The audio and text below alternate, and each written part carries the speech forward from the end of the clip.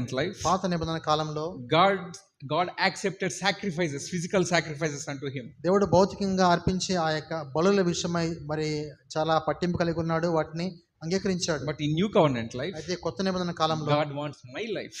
దేవుడు నీ యొక్క నా యొక్క జీవితాన్ని కోరుకుంటా ఉన్నాడు. My ministry is secondary.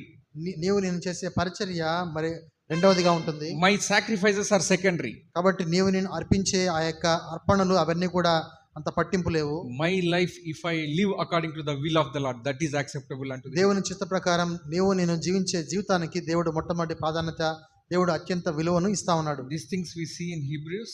ఈ యొక్క విషయాలను, ప్రాముఖ్యమైన విషయాలు మనం అపోస్తలుడైన పౌలు హెబ్రీ సంఘానికి రాసిన పత్రికలో మనం చూడొచ్చు.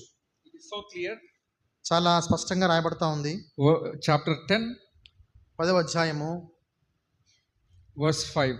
10వ అధ్యాయము 5వ వచనం. కాబట్టి ఆయన ఈ లోకమందు ప్రవేశించినప్పుడు